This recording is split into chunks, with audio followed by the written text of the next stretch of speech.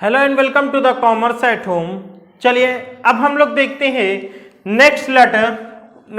Next letter क्या है? Letter of complaint and their reply. Letter of complaint and their reply.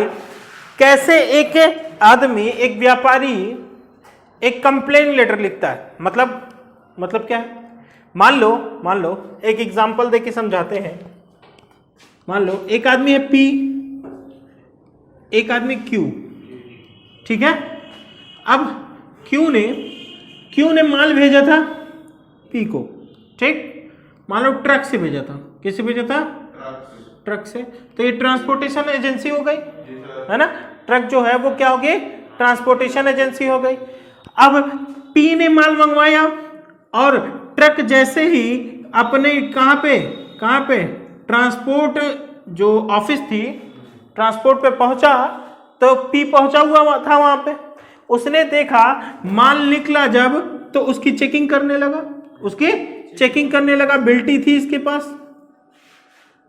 बिल्टी देखा।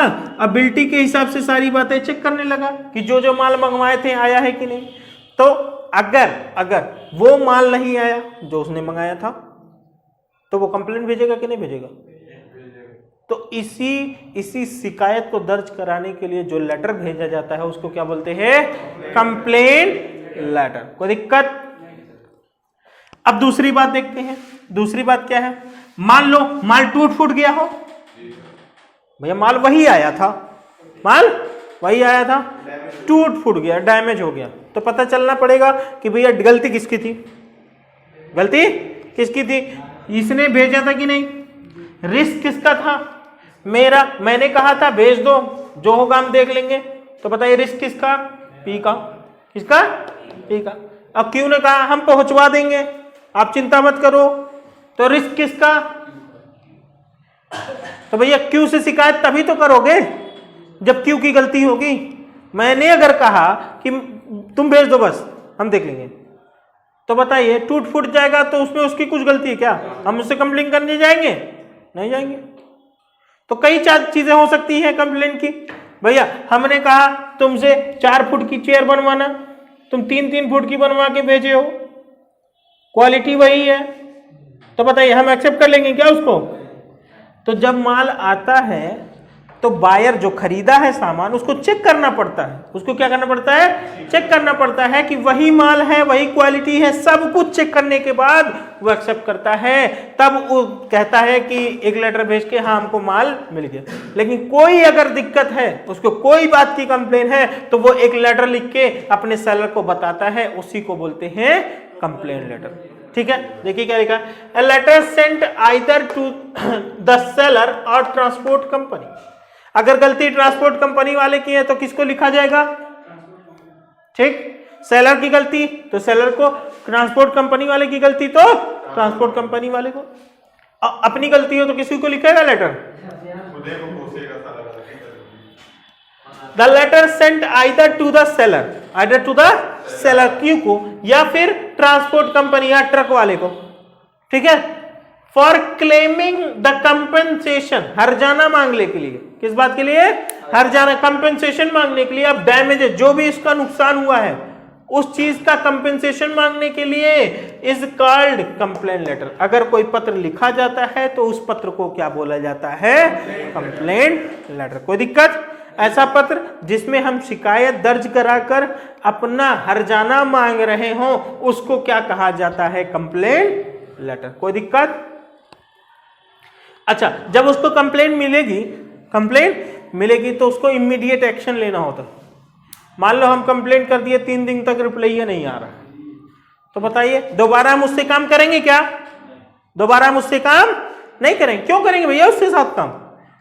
भैया उसके साथ कुछ भी नुकसान हो जाता है, वो तो सुनता भी नहीं बात को, तो हम करेंगे नहीं। इसलिए सेलर को इमीडिएट एक्शन लेना होता है, ताकि अगली बार भी हम ही से माल मंगाए।